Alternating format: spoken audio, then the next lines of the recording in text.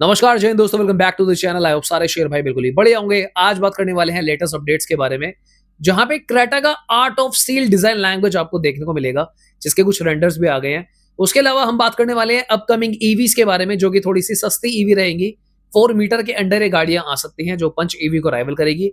और उसके अलावा एक जेनेसिस जो काफी कॉस्टली गाड़ी है, उसने कुछ नए रिकॉर्ड्स बनाए हैं, जो मैं डेफिनेटली डिस्कस करना चाहूंगा। क्योंकि अगर आप कार लवर हो, आप कार्स की वीडियो देखना पसंद करते हो, तो कार्स की टेक्नोलॉजी में क्या हो रहा है ये आपको जानने में काफी मजा आएगा। तो स्टार्ट जेनेसिस से ही करते हैं। अगर आपको बाकी न्यूज देखनी हो तो आगे थोड़ा सा फॉरवर्ड कर लो। चलो शुरू करते हैं। तो Hyundai Genesis GV90e SUV का डेब्यू हो चुका है। ये गाड़ी थोड़ी सी स्पेशल है, क्योंकि इसके अंदर ना अभी तक की सबसे बड़ी ईवी बैटरी लगाई गई है, विच इज 123.5 किलोवाट की बैटरी। और क्योंकि गाड़ी की बैटरी बड़ी है, तो 607 bhp और 800 न्यूटन मीटर का टॉर्क आपको देखने को मिलेगा, dual motor all wheel drive setup के साथ।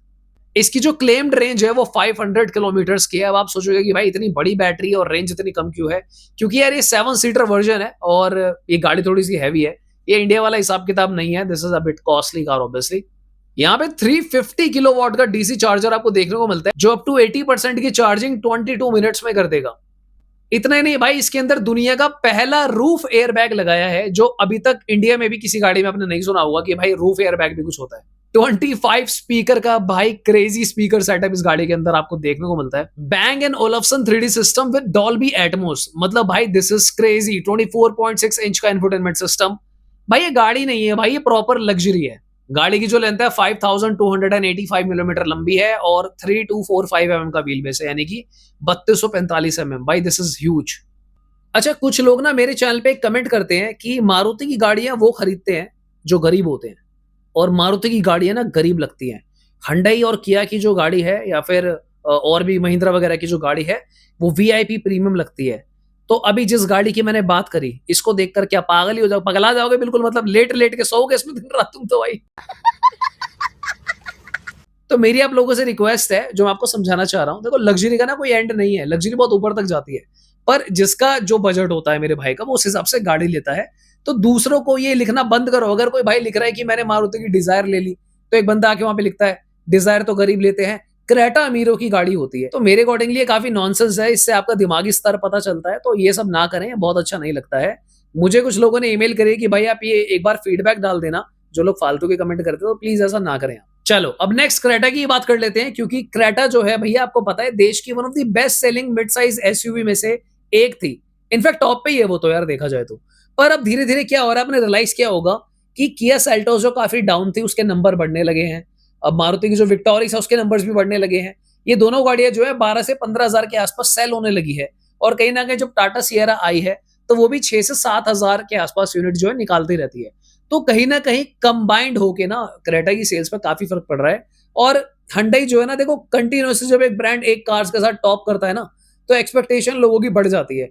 तो Hyundai को खुद ही रियलाइज हो रहा है कि भाई जो क्रेटा का पतन है धीरे धीरे आ सकता है। पतन भी अगर नहीं आएगा, जो कि मुझे लगता है कहना गलत होगा, पर सेल ना काफी हद तक सिमिलर हो जाएगी कि भाई सेल्टोस भी उतनी बिक रही है, क्रेटा भी उतनी बिक रही है, विक्टोरियस भी उतनी बिक रही है। पर दोस्तों क्रेटा जो करती आई है ना शुरू से, वो वही करेगी। इस बार ये लोग जो अगली नेक्स्ट जनरेशन आ रही है, उसमें आपको एक नई डिजाइन लैंग्वेज देखने को मिलेगी, जिसका रिसेंटली इन्होंने Hyundai Tucson में भी उपयोग किया है। This is called art of steel. In fact ये जो आर्ट ऑफ स्टील वाला डिजाइन लैंग्वेज है ना, ये मैंने Hyundai Boulder में भी नोटिस किया था, जो कि देखने में ना काफी ग्रीसी लगता है। मतलब काफी हद तक इसमें ना ऐसा लगेगा आपको कि गाड़ी जो है वो सिल्वर एल्यूमिनियम इस तरीके की वाइब आपको देगी। तो ये डिजाइन लैंग्वेज कुछ रेंडर्स आए हैं, जो मैं आप लोगों के साथ शेयर करता हूँ। कुछ दिन पहले ना मैं यही सब सोच रहा था कि अब आगे नया स्टेप क्या है, क्योंकि देखो आजकल मोस्ट ऑफ द कार्स में आपको एलईडी प्रोजेक्टर मिल जाता है, डीआरएल्स मिल जाती हैं। तो इसमें नया क्या है? अब जो अपर सेगमेंट्स की कार है वो क्या करें? तो भाई वो लोग डिजाइन लैंग्वेज पे खेलेंगे अब, और जो क्वालिटी है ना प्रोडक्ट्स की, वो और ज्यादा एनहांस होती जाएगी कंपोनेंट्स की। तो इस बार जो एलईडी प्रोजेक्टर यूज करेंगे Hyundai क्रेटा में, या फिर जो एलईडी डीआरएल्स यूज करेंगे, जो डिजाइन लैंग्वेज होगी वो काफी अपर लेवल की होगी। इनफैक्ट इसका जो प्लेटफॉर्म है आपको ऑलरेडी पता है कि अभी ये जो है सेल्टोस वाले प्लेटफॉर्म पे चला जाएगा। तो जो गाड़ी की लेंथ है ना, ऑलमोस्ट 4400 mm के आसपास हो जाएगी। 5 स्टार सेफ्टी रेटिंग ये गाड़ी अचीव कर लेगी। क्योंकि आज की डेट में अगर आप ध्यान से देखोगे ना, सेल्टोस 5 स्टार हो चुकी है। सेल्टोस की रेटिंग तो मुझे लगता है टाटा महिंद्रा की 1-2 गाड़ियों से भी ज्यादा आई हुई है, अगर आप पूरा शीट पढ़ोगे बीएन कैप का। टाटा सियरा ऑब्वियसली उसको तो बोलने की जरूरत नहीं है, वो तो one of the strongest car मैं बोलूंगा सेगमेंट में। मारुति विक्टोरीज भी ग्लोबल एनकैप से 5 स्टार लेकर आ चुकी है। तो जो पोल पट्टी है ना भाई, खुल गई है सेफ्टी के मामले में। तो अब कहीं न कहीं लोगों को जो है भाई, ये सब्र का जो बाँध है ना, जनता का टूट जाएगा कि भाई क्रेटा को भी 5 स्टार बनाओ, तो ये इस बार ये लोग कर देंगे। न्यू ईयर से पहले-पहले सारे चेंजेस होके आपको ये जो hyundai क्रेटा है देखने को मिल जाएगी, और जो भी कमी पेशी कुछ लोगों को लग रही थी, वो सारी hyundai इसमें खत्म कर देंगे। असली हथियार 1.5 लीटर 4 सिलेंडर इंजन तो रहेगा ही, असली हथियार जो इस बार यूज़ हो रहा है, स्ट्रॉन्ग हाइब्रिड इंट्रोड्यूस होने वाला है hyundai क्रेटा के अंदर। क्यों? क्योंकि भैया मारुति विक्टोरीज स्ट्रॉन्ग हाइब्रिड ऑफर करती है, और यहाँ पर अगर आप ध्यान से देखोगे तो भैया इनके पास तो सीएनजी भी नहीं है, इनके पास डीजल ईवी जरूर है। पर कहीं ना कहीं अगर ये लोग स्ट्रॉन्ग हाइब्रिड लेकर आते हैं, और मैं तो इनफैक्ट बोलूंगा कि ड्यूअल सिलेंडर सीएनजी भी डालो क्रेटा और सेल्टोस के अंदर, किस चीज का इंतजार कर रहे हो आप लोग? देखो, आपके आगे ऑलरेडी विक्टोरीज है ना, एक डेटा चाहिए होता है कि भाई क्या गाड़ियां बिक रही है कि नहीं बिक रही है। विक्टोरी सीएनजी बिक तो रही है भाई अंडर बॉडी, तो अगर क्रेटा में आती है क्यों नहीं सेल होगी? मुझे आप कमेंट करके बताओ कि क्रेटा सीएनजी अगर अवेलेबल हो, सेल्टोस सीएनजी अगर अवेलेबल हो, तो क्या आप नहीं खरीदोगे? मुझे लगता है एक बार को ना आदमी थोड़ा सा एक काइंड ऑफ मिनी लग्जरी और बढ़ाने के लिए अपनी लाइफ में, जहां बंदा 12-13 लाख रुपए लगाता है ना, अगर उसको सीएनजी का ऑप्शन मिल जाए क्रेटा और उसके अंदर सेल्टोस में, वो भाई 1 लाख और लगा देगा। मुझे लगता है कोई इतनी बड़ी बात नहीं है। सो इसकी डेफिनेटली मार्केट है, आप लोग लाओ, बिकेगी। मैं कह रहा हूं यार बिकेगी, 110% बिकेगी, और गाड़ी की सेल्स बढ़ेगी, कम नहीं होगी। डीजल अलग बिकेगी, ईवी जो बिकनी होगी अलग बिकेगी, सीएनजी की सेल अलग होगी। क्योंकि देखो, खाली पेट्रोल लेने वाला बंदा अलग है और सीएनजी वाला बंदा अलग है। जिसको पेट्रोल और डीजल में चलाने का शौक है ना, पेट्रोल वाला लाइन में नहीं लग सकता, उसकी ये समस्या है, उसका माइंडसेट अलग होता है। डीजल वाले को उतना टॉर्क नहीं मिलता, तो वो भागता है, वो पेट्रोल नहीं लेगा, सीएनजी नहीं लेगा। स्ट्रॉन्ग हाइब्रिड वाला एक अलग बंदा होता है कि भाई मेरी गाड़ी की माइलेज ज्यादा है। तो ये तीनों चारों अलग अलग माइंडसेट के लोग हैं, तो बिकेगी। नेक्स्ट बात कर लेते हैं नेक्स्ट 4 मीटर ईवी गाड़ी की। एक अफोर्डेबल ईवी इंडिया में आने वाली है, और ये जो गाड़ी है, ये एक ऐसी कंपनी के अंडर आएगी भाई, जो कंपनी बहुत ज्यादा स्मार्ट और बहुत ज्यादा तेज, इनफैक्ट शातिर भी निकली। इस कंपनी का नाम है विनफास्ट। अब ये जो विनफास्ट है भाई, ये वियतनामीज ब्रांड है, आपको पता ही है। इन लोगों ने ना एक अलग ही स्ट्रेटेजी खेली। इन लोगों ने ना ऐसा नहीं करा कि अलग अलग जगह जगह स्टोर खोल लो अपने मार्केटिंग करने के लिए। इन लोगों की ईवी गाड़ी बिक नहीं रही थी, इन लोगों ने पूरा का पूरा ना कैब मॉड्यूल इंडिया में ला दिया। इनकी भाई हजारों गाड़ियां घूम रही है सड़कों पे।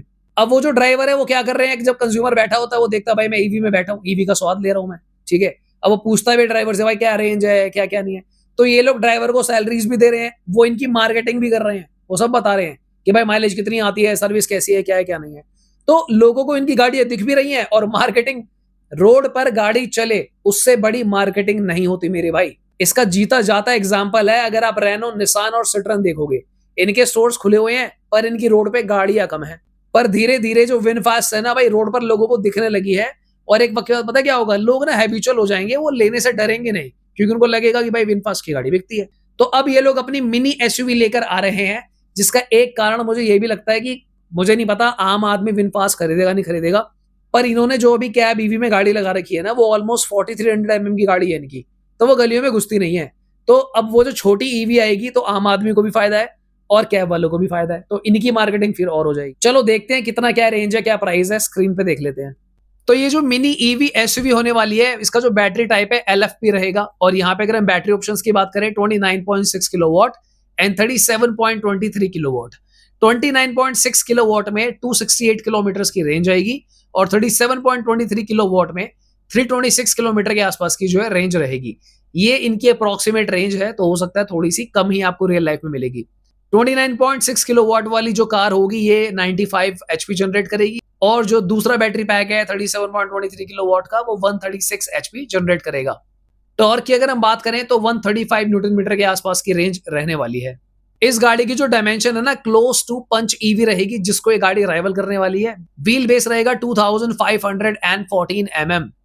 इसका जो लॉन्च एक्सपेक्ट करा जा रहा है, ये फेस्टिव सीजन दिवाली के आसपास कहीं ना कहीं एक्सपेक्ट करा जा रहा है, और गाड़ी की जो एक्सपेक्टेड प्राइस रेंज रहेगी 10 से 13 लाख रुपए के आसपास रहेगी। सबसे पहले तो आप कमेंट करके ये बताओ कि आपको लगता है कि विनफास्ट की गाड़ी, क्योंकि इस सेगमेंट में जहां पर ये आ रही है ना, टाटा पंच ईवी सेल होती है, और काफी अच्छी ईवी है, टाटा पंच सेफ भी है।